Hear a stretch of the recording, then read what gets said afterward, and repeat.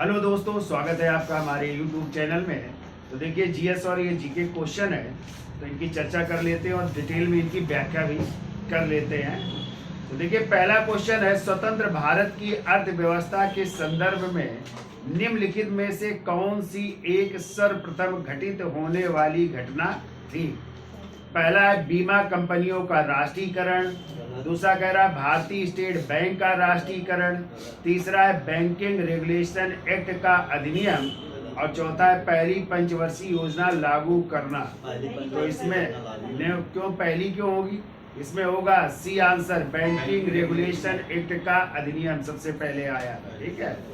भी कह रहा है इंडिया ब्रांड इक्विटी फंड की स्थापना किस वर्ष हुई थी? तो 1996 में हुई थी। ठीक है। भी देखो ये डिग्री चैनल है, कह रहा है 9 डिग्री चैनल किसको अलग करता है? इसमें हो जाएगा मिनिकॉय को काला पानी द्वीप से, एक का चौथा हो जाएगा। 10 डिग्री चैनल हो जाएगा अंडमान को, या कह सकते हैं इसमें कह रहा है कार निकोबार को लिटिल अंडमान, सही यही होना चाहिए। ठीक है। कार निकोबार को लिटिल अंडमान द्वीप से। और फिर कितने डिग्री है? 1.5। तो 1.5 डिग्री चैनल ये है हुवादू को होदोड़यान माती द्वीप से, पहला हो जाएगा। ठीक है। और 8 डिग्री चैनल हो जाएगा मिनिकॉय को कैलोई द्वीप से। ठीक है, ये हो जाएगा। हाँ, तो थोड़ा कठिन था, लेकिन ये भी याद रखिए इनको भी अलग करता है। ठीक है।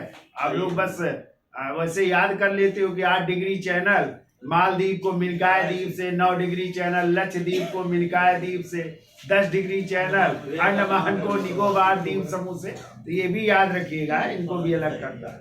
ये कह रहा है भारतीय संविधान की प्रस्तावना में 42वें संविधान संशोधन के अंतर्गत निम्नलिखित में कौन से शब्द जोड़े गए?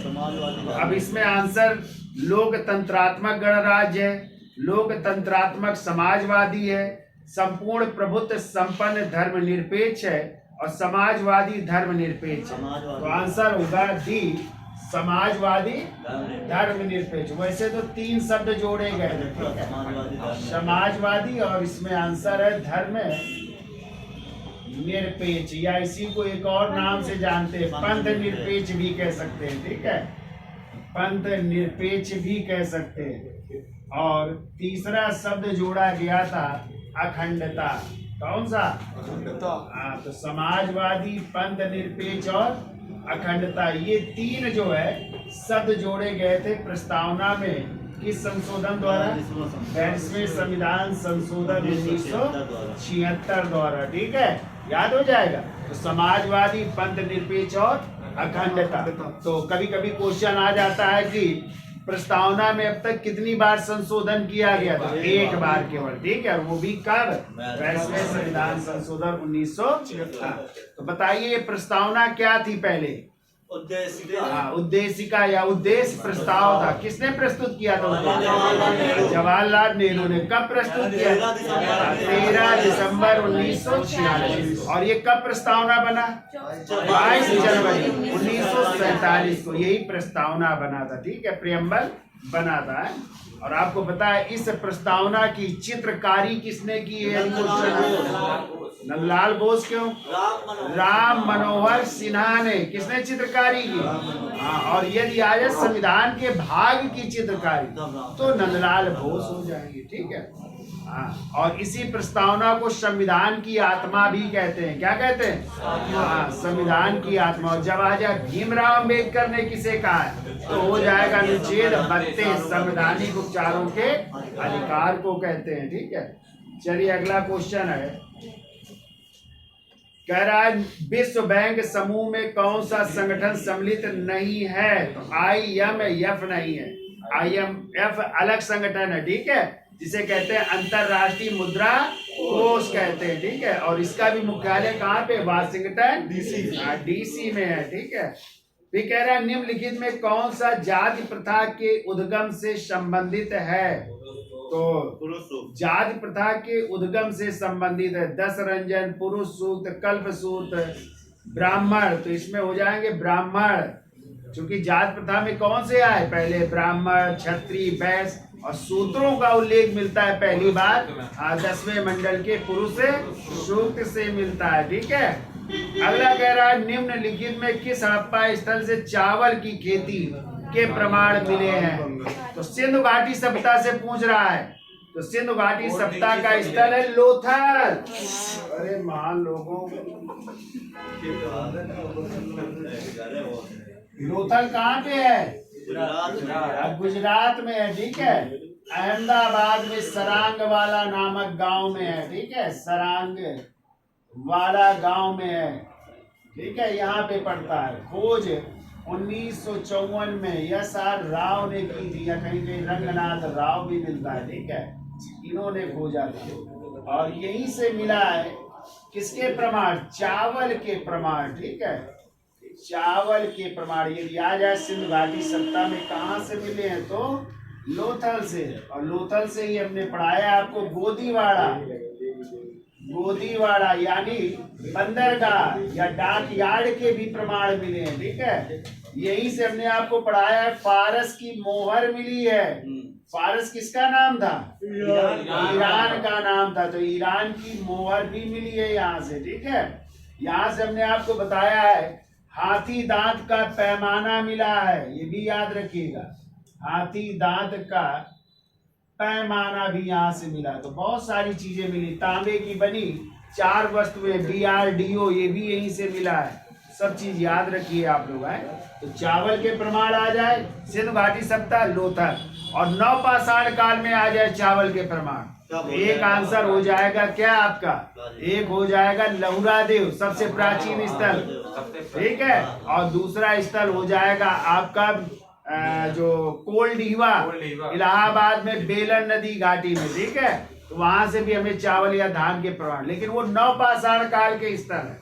और लोथल आपका सिंधु घाटी सभ्यता का स्थल है। तो यहाँ से क्या पूछ रहा है? हड़प्पा कालीन स्थल या सिंधु घाटी सभ्यता का कौन सा स्थल है जहां से चावल के प्रमाण मिले हैं?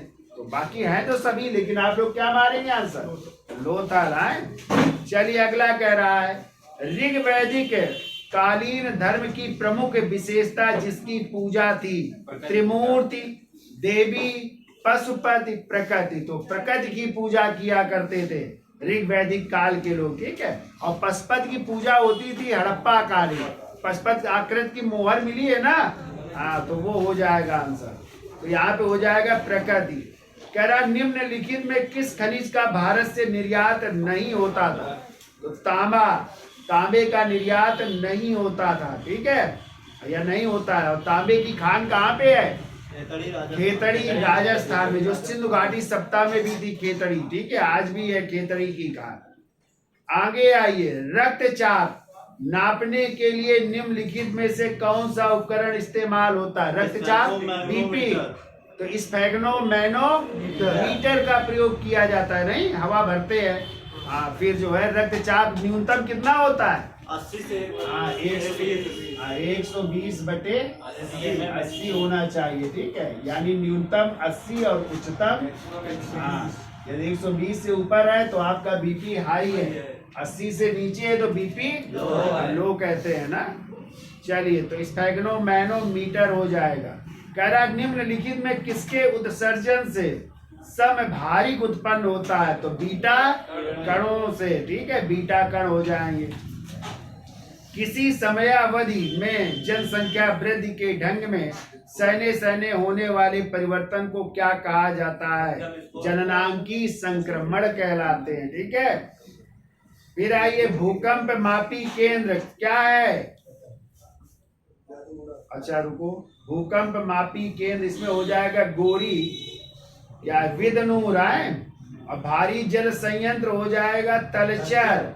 खनिज युक्त तेल हो जाएगा मानवला कुरुच हो जाएगा। और uranium corporation of India limited हो जाएगा जादू।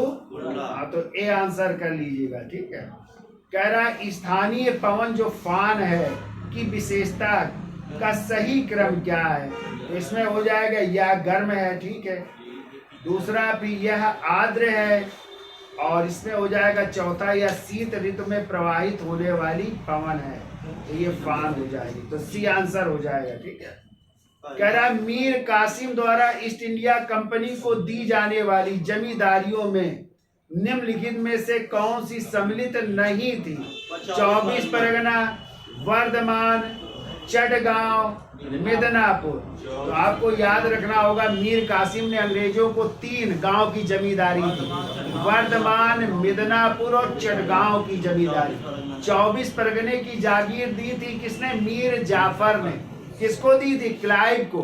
इसीलिए 24 परगने की जागीर लॉर्ड क्लाइव की जागीर मानी जाती है। किसकी? तो लॉर्ड क्लाइव को दी थी 24 परगने की। किसने? मीर जाफर ने। और ये मीर कासिम ने ये 3 दी थी। तो इसमें कौन सी नहीं दी थी? तो क्या हो जाएगा? 24 परगना हो जाएगा। ठीक है। कलिंग युद्ध से अशोक प्रभावित हुआ, इसका पता किससे लगता है? खनन से, स्तंभ आलेख से, शिलालेख से कि चित्रकारी?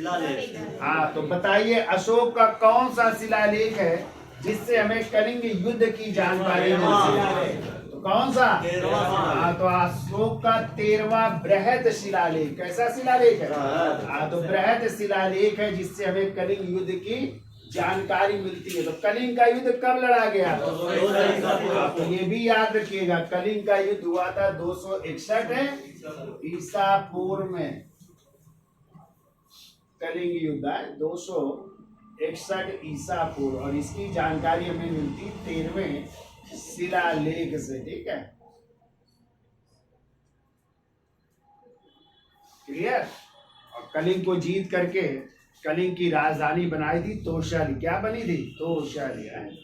अगला कह रहा है दीर्घतम प्रवास किसके द्वारा किया जाता है?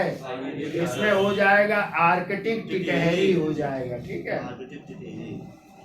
ये कह रहा है दिल्ली के निकट मेहरौली का लौह स्तंभ किसके द्वारा निर्मित किया गया था?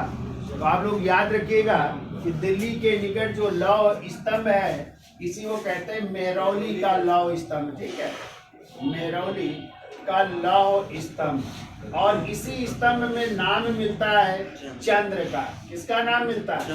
चंद्र का। और इस चंद्र की पहचान की गई है चंद्रगुप्त द्वितीय विक्रमादित्य से। चंद्रगुप्त द्वितीय विक्रमादित्य से। तो यानी ये किन राजवंश का हो गया? गुप्त वंश का हो जाएगा आंसर। और कौन से राजा का है?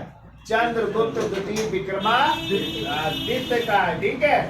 और ध्यान रखिएगा ये लौह स्तंभ पहले यहाँ पे नहीं था मेहरौली में। मेहरौली का मतलब आज ये दिल्ली में है, लेकिन पहले था ये जो है पंजाब में। कहाँ पे था? पंजाब में ये था ब्यास नदी के किनारे। ठीक है। और इसको कहते थे गरुड़ ध्वज या विष्णु ध्वज कहा जाता था। ठीक है, गरुड़ ध्वज या विष्णु ध्वज कहा जाता था। और इसको फिर जो है दिल्ली लाने का कार्य किया था अनंग पाल तोमर ने। ठीक है, अनंग पाल तोमर इसको वहां से उखड़वा करके कहाँ पे स्थापित करवाया? दिल्ली में। कहाँ पे? मेहरौली। और कुतुब मीनार देखा है आप लोगों ने?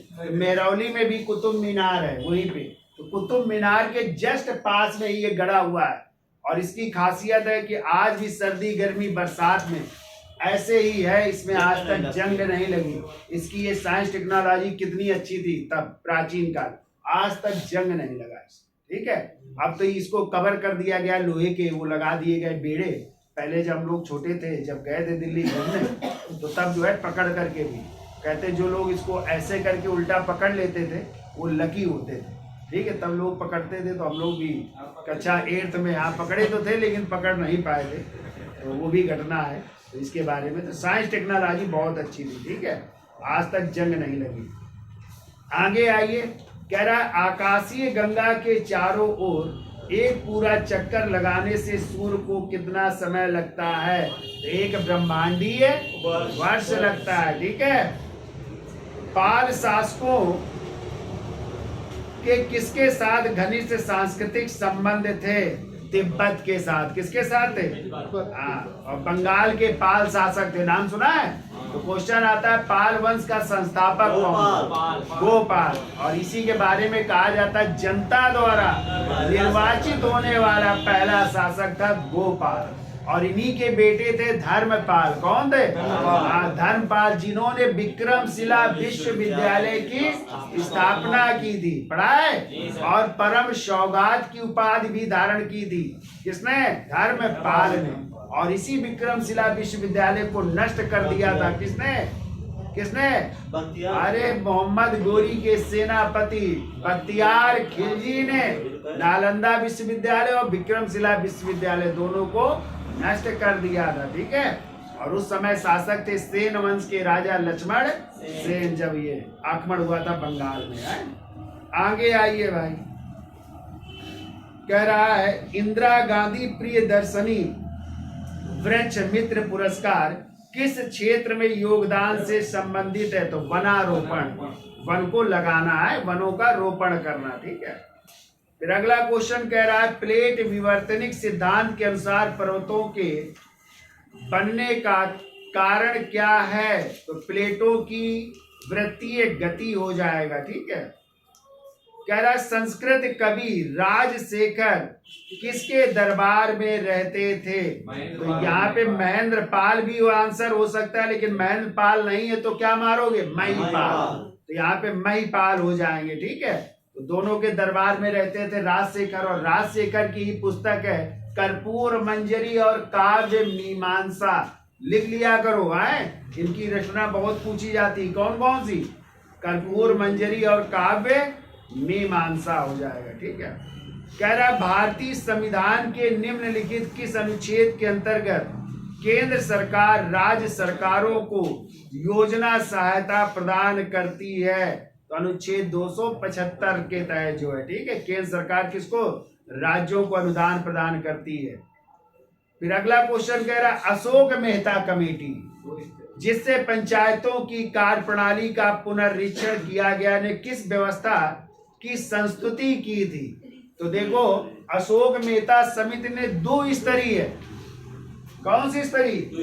2 स्तरीय। और बलवंत राय मेहता आ जाए तो उन्होंने 3 स्तरीय। तो बलवंत राय मेहता समिति कब आई थी? याद है?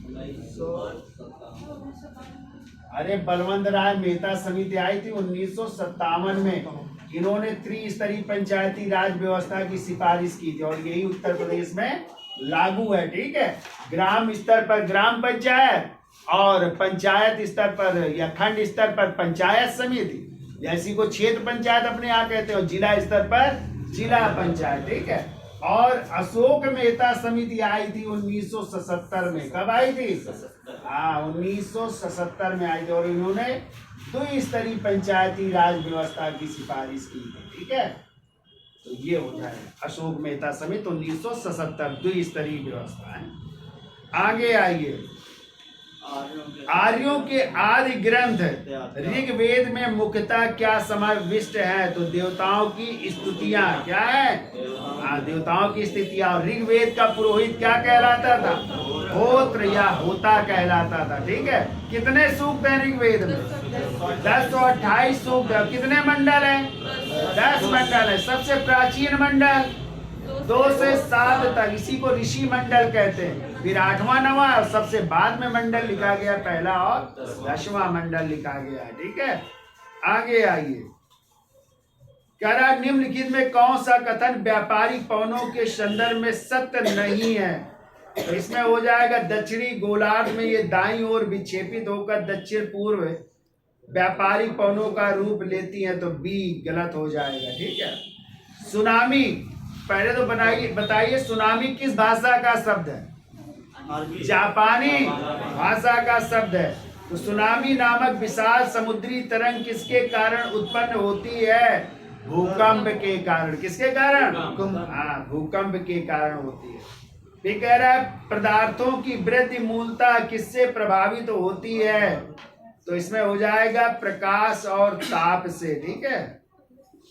महमूद गजनवी के भारत पर आक्रमण करने के मुख्य उद्देश्य निम्नलिखित में से कौन थे? कह रहा है इस्लाम का प्रचार करना, प्रसिद्धि प्राप्त करना, देश की संपत्ति को लूटना, साम्राज्य स्थापित करना।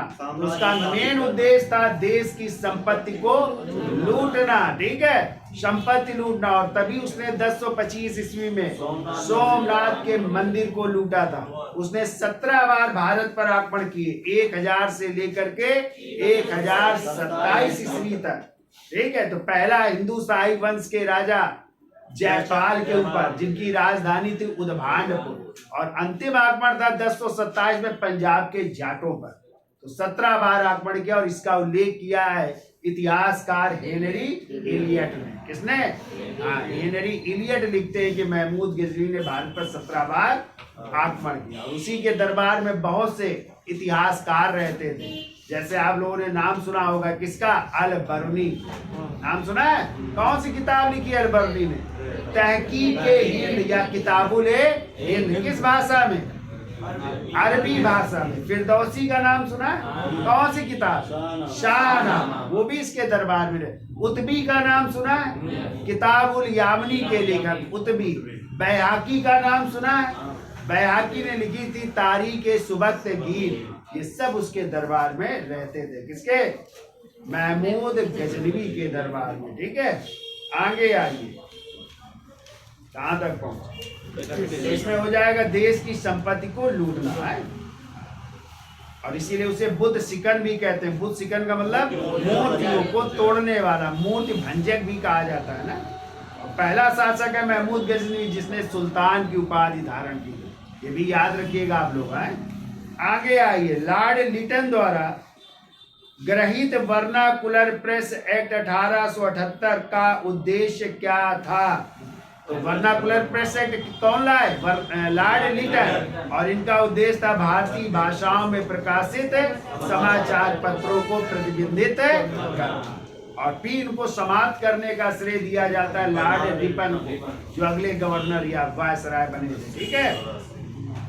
आगे आइए, कितने तापमान पर वीकर निष्क्रिय हो जाते हैं? तो 45 डिग्री सेंटीग्रेड या उससे ऊपर के तापमान पर, ठीक है।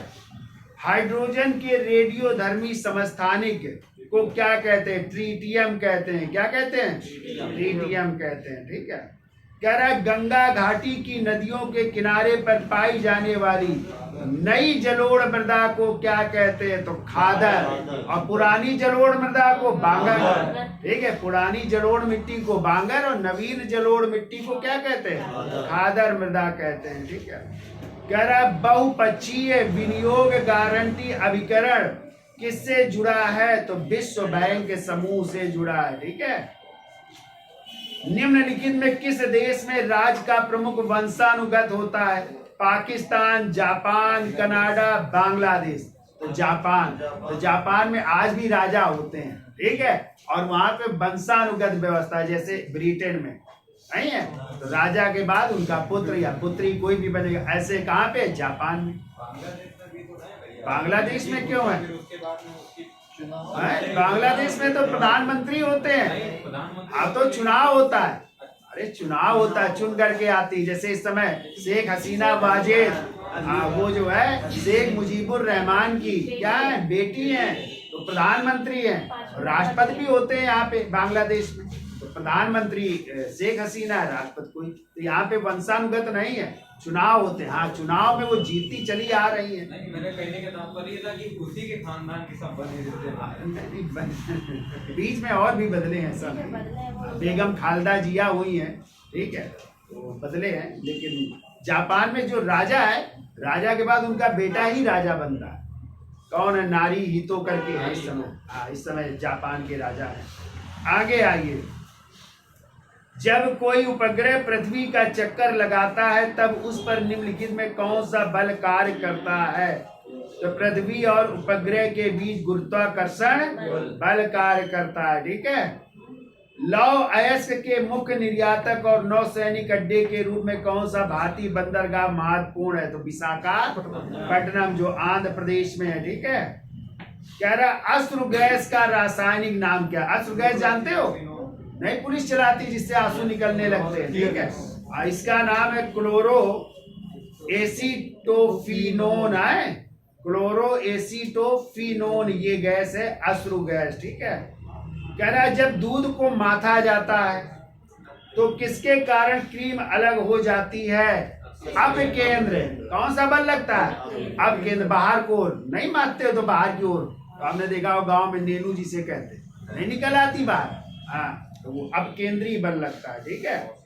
आगे आइए, सूरत को ब्रिटिश ईस्ट इंडिया कंपनी को देने वाला मुगल सम्राट कौन था? तो जहांगीर ने 1613 में, ठीक है, सूरत को व्यापारिक अनुमति दे दी। पहला जो है ईस्ट इंडिया कंपनी ने जो है यहाँ पे अपनी कोठी स्थापित की थी। ये कह रहा है समुद्र की सतह के ऊपर किसी हिमखंड का कितना भाग दिखाई देता है? 1/5 भाग दिखाई देता है, ठीक है। 1/5 देख लेना, चेक कर लेना है, 10 होता है। चलिए तो देख लीजिएगा, चेक कर लीजिएगा। ये कह रहा है निम्नलिखित में भारत के अफगान शासक कौन थे? इब्राहिम लोदी, इल्तुतमिश, मीर कासिम, शुजाउद्दौला। इब्राहिम लोदी, तो लोदी वंश के संस्थापक कौन थे? बहलोल लोदी। कब बने थे? 1451 से 1487 तक, ठीक है। और 87 में बने उनके बेटे सिकंदर लोदी, 1487 से 1517। और फिर उनके बेटे थे इब्राहिम लोदी, 1517 से 1526। और यही फिर पानीपत के प्रथम युद्ध कब हुआ था? 21 अप्रैल 1526 को। किससे पराजित हुए? बाबर से पराजित हो गए थे, ठीक है। तब मुगल वंश की नींव पड़ी थी। आगे आइए, निम्नलिखित में कौन सी धातु सर्वाधिक भारी है? तो चांदी, तांबा, सोना, सीसा। क्या हो जाएगा? सीसा हो जाएगा, सोना होगा। कौन सी धातु सर्वाधिक भारी है?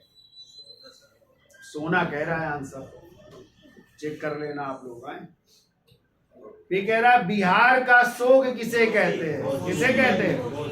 बिहार का शोक कहते हैं कोसी नदी को, ठीक है। फिर अगला कह रहा है बंगाल का शोक किसे कहते हैं? तो दामोदर नदी को कहते हैं बंगाल का शोक।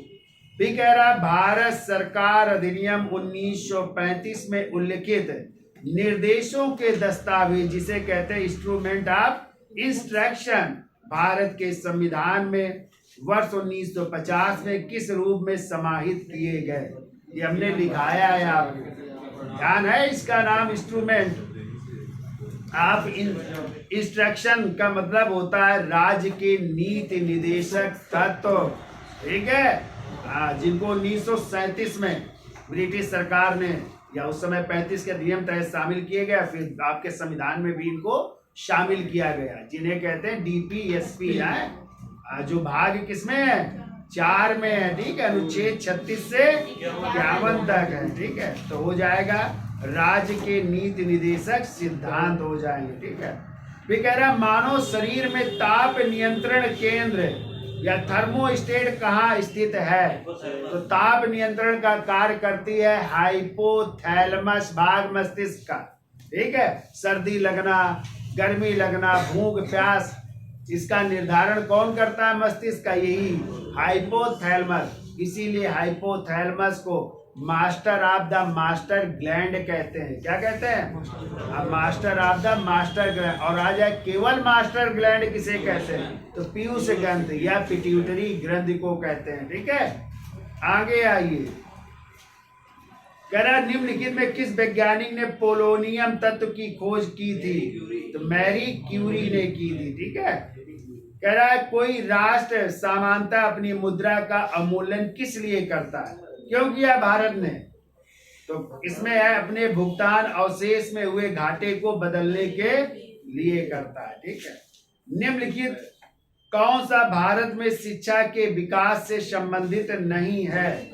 1813 का चार्टर अधिनियम, 1835 का प्रस्ताव, रेगुलेटिंग एक्ट या वुड डिस्पैच। इसमें हो जाएगा रेगुलेटिंग एक्ट।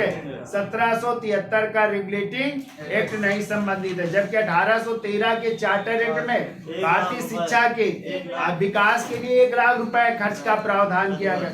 1854 वुड डिस्पैच को भारतीय शिक्षा का मैग्ना कार्टा कहा जाता है।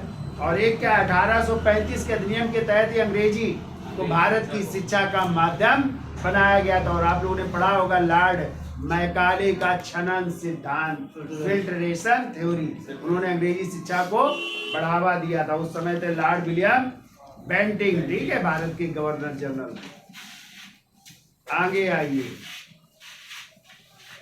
कह रहा प्रथम क्लोन भेड़ कौन सी है? तो क्लोनिंग भेड़ है डॉली। कौन है? और इसको जो है तैयार किया था इयान बिलमुट ने। किसने? लिख लिया करो, इयान बिलमुट द्वारा क्लोनिंग द्वारा तैयार की गई भेड़ है जिसका नाम है डॉली। जबकि अपने आप भैंस गरिमा महिमा, ये क्लोनिंग भैंस है अपने आगे हरियाणा में है ना, तो वहां पे क्लोन तैयार किया गया था भैंसों का, है गरिमा महिमा। फिर द ग्रेट ओशन ट्रेड मार्ग किस महासागर से होकर जाता है? तो उत्तरी अटलांटिक महासागर हो जाएगा, ठीक है, उत्तरी अटलांटिक महासागर। फिर मिलान करिए, कह रहा केंद्रीय भवन निर्माण अनुसंधान संस्थान कहाँ पे? रुड़की। कहाँ पे है? अभी कह रहा केंद्रीय सड़क अनुसंधान संस्थान का धनबाद। कहाँ पे है? धनबाद हो जाएगा। और केंद्रीय औषध अनुसंधान संस्थान लखनऊ हो जाएगा। और केंद्रीय चमड़ा अनुसंधान संस्थान चेन्नई यानी मद्रास हो जाएगा। तो आंसर क्या हो जाएगा? B answer. 2 4 3 1 नहीं मिल रहा। नहीं है भैया, 4 सॉरी रुको। तो केंद्रीय भवन अनुसंधान संस्थान क्या हमारा? रुड़की। केंद्रीय सड़क अनुसंधान संस्थान नई दिल्ली करो इसको, धनबाद नहीं, नई दिल्ली है। हाँ, तो 2 4 3 1 नई दिल्ली हो जाएगा। फिर कह रहा है वायुमंडल की निम्नलिखित किस परत में मौसम परिवर्तन होते हैं? तो अरे क्षोभ मंडल, ट्रोपोस्फियर अंग्रेजी में कहते हैं, अंग्रेजी भी याद रखिएगा, ट्रोपोस्फियर या इसी को क्षोभ मंडल। मौसम संबंधी सभी घटनाएं इसी में घटती है, ठीक है। बादल का बनना, गरजना, चमकना, लपकना, वर्षा सब जो है क्षोभ मंडल में होता है। और सब ताप मंडल में तो ओजोन परत पाई जाती है, ओजोन लेयर पाई जाती है स्ट्रेटोस्फीयर में, ठीक है। तो इसमें हो जाएगा क्षोभ मंडल या ट्रोपोस्फियर हो जाएगा, ठीक है। करा नागार्जुन सागर किस नदी पर है? हीराकुंड महानदी पर। थीन परियोजना, रावी नदी, जायकवाड़ी परियोजना, गोदावरी नदी और भाखड़ा नांगल परियोजना सतलज नदी हो जाएगा। तो आंसर हो जाएगा बी आंसर, ठीक है। भी कह रहा है किसने कहा था वेदों की ओर लौटो? तो स्वामी दयानंद सरस्वती ने कहा था बैक टू वेदास यानी वेदों की ओर। तो बताइए स्वामी दयानंद का क्या नाम था असली? मूल शंकर नाम था। गुरु का नाम स्वामी विरजानंद। किसने इनका नाम चेंज किया? तो दंडी स्वामी पूर्णानंद महाराज ने। कब इन्होंने आर्य समाज की स्थापना की? 1875 में बंबई में, ठीक है। इसका मुख्यालय था लाहौर में, ठीक है। और इन्होंने ही नारा दिया था वेदों की ओर। और इनकी पुस्तक याद रखिएगा सत्यार्थ प्रकाश, जो इन्होंने हिंदी भाषा में लिखी थी। आगे आइए, विश्व व्यापार संगठन का अस्तित्व कब आया? 1 जनवरी 1995 को। लिख लीजिएगा 1 जनवरी 1995 को WTO या विश्व व्यापार संगठन, ठीक है। कहाँ पे मुख्यालय है इसका? हाँ, जिनेवा स्विट्जरलैंड। इसका पहले क्या नाम था? गैट। क्या नाम था? गैट नाम था, ये भी याद रखिएगा। और 1 जनवरी 95 से इसको नाम दिया गया WTO। आगे आइए, निम्नलिखित में पादप वृद्धि हार्मोन कौन सा है? ऑक्सीन हो जाएगा, ठीक है। घरेलू बल्ब के तंतु में प्रयुक्त तार को क्या कहते हैं? उच्च प्रतिरोध और उच्च गलनांक हो जाएगा, ए आंसर हो जाएगा। अनहैप्पी इंडिया किसकी किताब है? अरे भैया लाला लाजपत राय की किताब है अनहैप्पी इंडिया। किसकी है? लाला लाजपत राय की। बिकेरा निम्नलिखित में किस देश के सर्वोच्च न्यायालय ने विशेष सैनिक अदालतों की स्थापना पर प्रतिबंध लगा दिया है? तो पाकिस्तान ने। युवराज सिंह का नाम सुना है? हाँ, तो किस खेल से संबंधित है? क्रिकेट। और इनकी किताब बताइए कौन सी है? ये कैंसर नाम है, पता नहीं कुछ। हाँ, test of my life. Test of my life. चलिए आगे आइए। कह रहा है जीवाणु संक्रमण से निम्नलिखित में से कौन सा रोग हो जाता है? जीवाणु से कौन सा होता है? Malaria, tetanus, cancer, rabies. Cancer हो जाएगा है?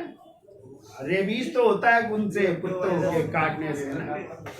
ये कह रहा है माइकल जॉर्डन का नाम सुना है? किस खेल से जुड़े हैं? बास्केटबॉल। लिख लीजिएगा, बास्केटबॉल से। कह रहा है निम्नलिखित में से कौन वित्त आयोग की प्रत्येक अनुशंसा को संसद के सदन में रखने के लिए बाध्य कर सकता है? तो भारत के राष्ट्रपति। और वित्त आयोग का उल्लेख किस अनुच्छेद में? 280 में। ठीक है। और अभी 16वां वित्त आयोग गठित हुआ है किसकी अध्यक्षता में? अरविंद पनगड़िया की अध्यक्षता में। जबकि 15वें वित्त आयोग के अध्यक्ष NK सिंह, नंद किशोर सिंह। और प्रथम वित्त आयोग के अध्यक्ष KC नियोगी थे। हैं, सब याद रखिएगा आप लोग। फिर मिलान करिए, तापीय परियोजना है, दूसरी तरफ राज है। तो कह रहा धुवरन परियोजना कहाँ पे है? गुजरात में। फिर है कोघा गुडम परियोजना आंध्र प्रदेश में। नेवली परियोजना तमिलनाडु। और ओबरा हो जाएगी आपके उत्तर प्रदेश में हो जाएगी। कह रहा निम्नलिखित में किसने एक सिनेमा घर नामक संग्रहालय का निर्माण किया था? MF हुसैन, मकबूल फिदा हुसैन। ये एक अच्छे चित्रकार थे और हमने आपको बताया था इन्होंने कई फिल्म बनाई। गज गामिनी, मीनाक्षी, इनके चित्र हैं। 2 बीघा जमीन, घोड़ा। ठीक है, बहुत सारी इनकी चित्रकार, अच्छे अच्छे चित्रकार है। और इन्होंने दोहा की नागरिकता ले ली थी और बाद में मृत्यु हुई इनकी लंदन में। ठीक है। कह रहा भारत के किस राज्य में वाणिज्यिक बैंकों की शाखाएं सर्वाधिक है? उत्तर प्रदेश में। ठीक है। भारत में बेरोजगारी की समस्या मूलतः कैसी है? तो संरचनात्मक बेरोजगारी है। ठीक है। कौन देसी बैंकर के अंतर्गत नहीं आता है? तो महाजन, सर्राफ, चिट्टी, क्षेत्रीय ग्रामीण बैंक नहीं आता है। ठीक है, क्षेत्रीय ग्रामीण बैंक। ये कह रहा है भारत की सकल घरेलू बचत में निम्नलिखित में किसका योगदान सर्वाधिक है? तो घरेलू क्षेत्र हो जाएगा। भारत में राष्ट्रीय आय किन विधियों से मापी जाती है? तो इसमें हो जाएगा मूल्य वृद्धि विधि से नापी जाती है, सभी से नहीं होगा। तेजस क्या है? तेजस जो है भारत का लड़ाकू विमान है। ठीक है। कह रहा स्वर्णिम चतुर्भुज सड़क परियोजना निम्नलिखित में किस शहर से संबंधित नहीं है? अमृतसर नहीं है। ये इसमें हो जाएगा दिल्ली, कोलकाता, चेन्नई और मुंबई। ये 4 जो मेगा शहर है इनको जोड़ती है स्वर्णिम चतुर्भुज योजना, इसी कहते हैं।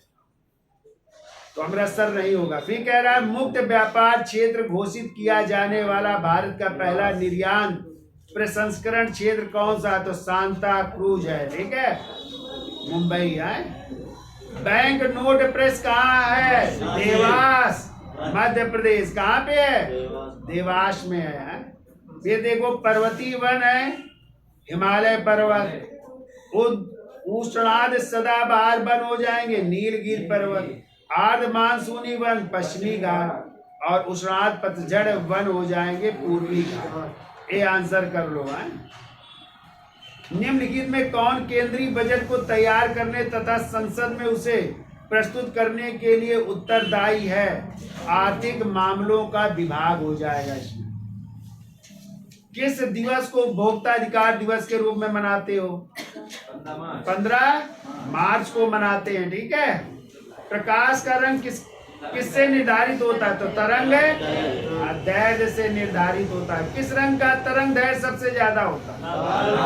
लाल रंग का। ठीक है। और बैंगनी का सबसे, और प्रकीर्णन आ जाए तो बैंगनी का ज्यादा और लाल का कम होता है।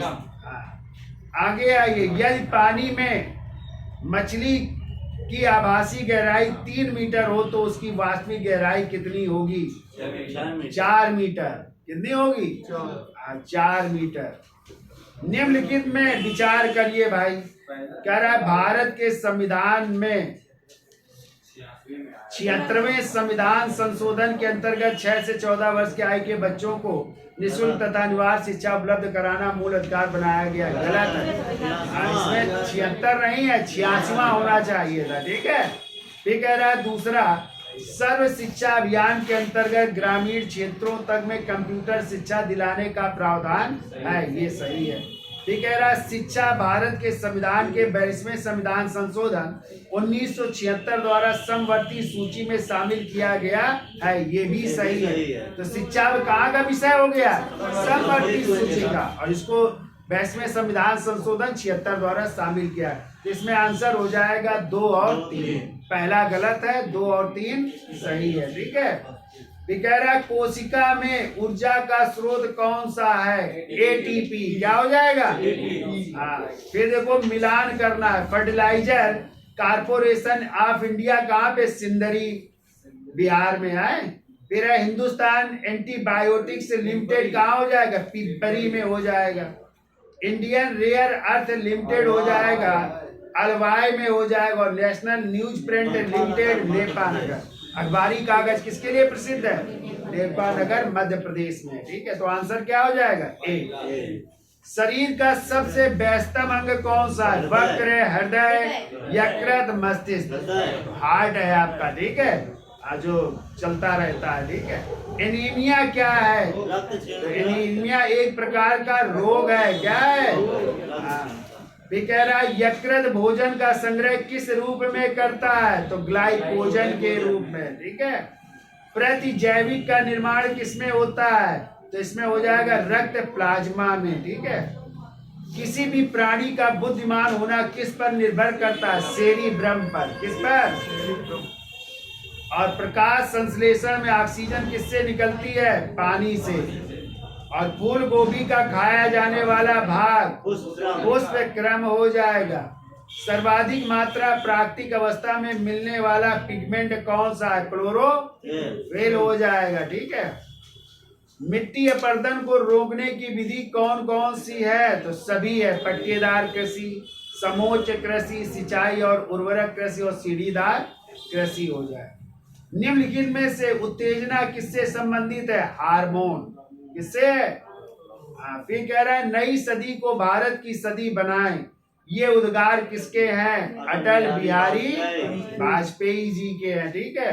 और रबड़ शब्द किस खेल से संबंधित है? क्रिकेट से है। याद रखिएगा रबड़ है। फिर कह रहा है माराकाना स्टेडियम किस देश में स्थित है? ब्राजील में हो जाएगा। ठीक है। और जीवन रक्षक हार्मोन किस ग्रंथ से साबित होता है? तो एड्रिनल से। और अंतिम है विश्व व्यापार संगठन जिसकी स्थापना 1995 में हुई थी, उसका नवीन स्वरूप है किसका? गैड का। पहले क्या नाम था इसका? गैड नाम था। ठीक है। तो ये थे 100 क्वेश्चन। तो वीडियो अच्छा लगा हो तो लाइक, शेयर और कमेंट भी करें। धन्यवाद।